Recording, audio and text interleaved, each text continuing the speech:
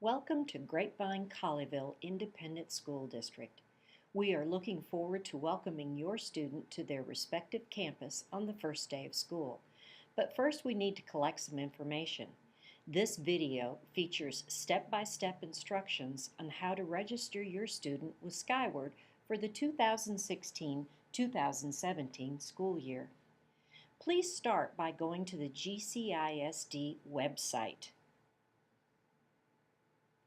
Click on Student Registration on the right-hand side of the screen.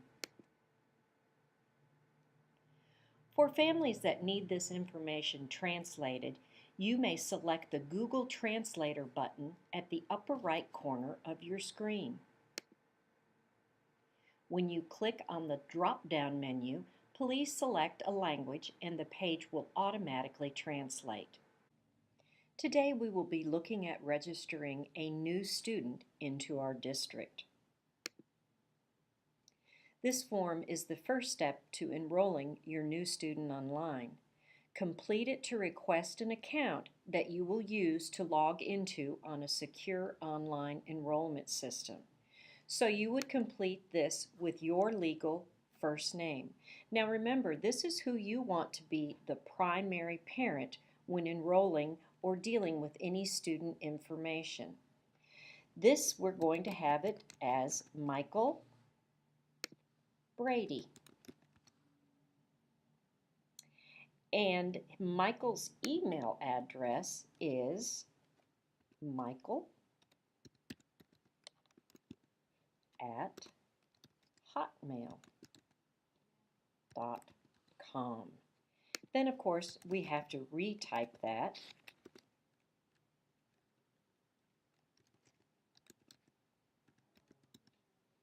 Then you'll need a primary phone number.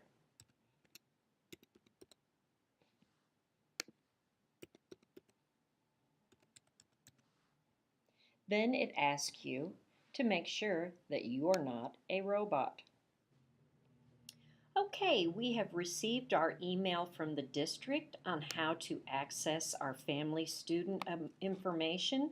So we're going to type in Michael Brady's email address, or his login ID, and his password. Now we're ready to go to New Student Online Information. New Student Enrollment Application Form. On this form, you will notice that there is a lot of information right here. Please read through this before you start your registration process. It's extremely important, and you're going to want to know some of the information later on. The first thing we're going to do is verify student information, and the way we do that is we type in our last name, first name, date of birth, gender. Anything that has an asterisk, you are required to fill in. You must complete. If you would like to add in the information, extra information, that would be wonderful. Here we have whether the student is Latino or Hispanic. You would check yes or no on that, and then you would check what federal race they are. Since we are doing Cindy Brady, and again her true name is Cynthia, so we want to make sure that we put her legal name in there, and her date of birth. We're going to kind of go through this quickly because I understand that it would take a long time for us to complete this, and I know how important your time is. So we're going to go on to step 2. Now, do you see that I have gotten an alert? It says that I have not entered all of the information. This is a good little tool to let you know that you will need to go back. So I won't be able to, I'll say I complete step 1, but it still tells me I have information to complete. So I'm going to go through and just view only the rest of the information so that you'll know what it looks like when it's time for you to go through. This is for all fields for family information, and this is going to be your home language, your primary number, whichever one you want to be contacted the most, your home address, and this is the guardian. Again, we have Michael Brady as our primary guardian. If you need another guardian, right here is Carol Brady, and she has already filled out. Make sure you list the relationship to the child. Make sure you have a cell phone number and a work number and an email address. The more information you can supply, the better it is for us to be able to get in touch with you. Next, we have medical and dental information.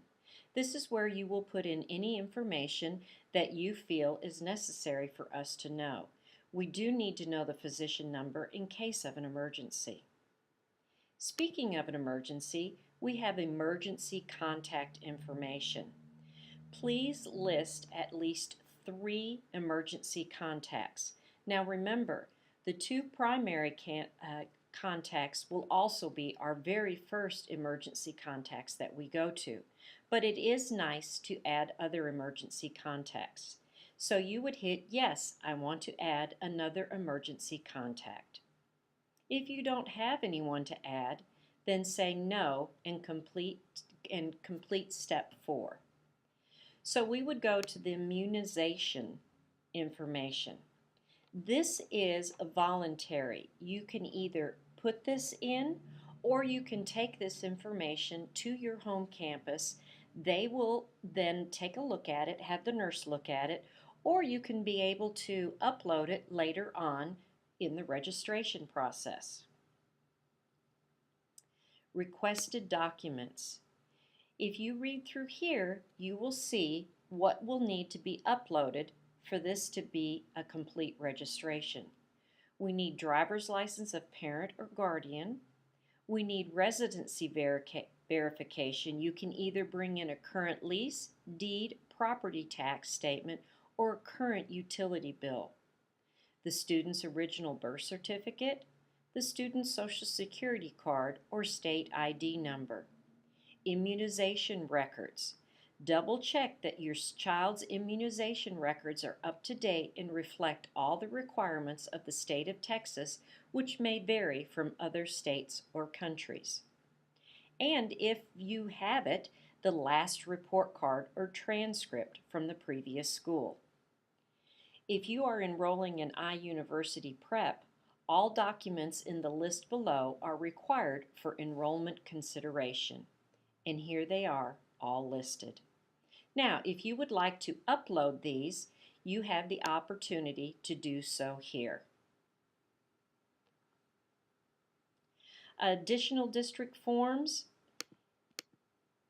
those will be handled at a later date, but all steps must be completed before you can get to this step. Then you would hit Application to the District. Now, as you can tell, I have lots of steps that have not been completed, so it's not going to allow me to actually submit the request.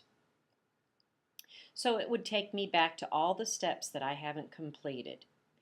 If you have any questions about this registration process, please do not hesitate to go right to the campus and go ahead and talk to them about it, and you can even take the documents into them. But this is a good way to get the process started. Now, if you notice down here, you can save and continue to fill out application, save and go to summary page, print application, or leave without saving. I definitely wouldn't encourage you doing that. I would actually, if you have questions, continue, save and go to summary page and go back and see what information you need to complete the registration process. I hope this has been somewhat helpful. Remember, take your time, and if you have any questions, please do not hesitate to call me or email me. My email address is anita.clayton@gcisd.net, or you can contact me at 817-251-5640. I will not be in my office until July the 27th so feel free to contact me then. Thank you, and if you have any questions, please don't hesitate to ask. Bye.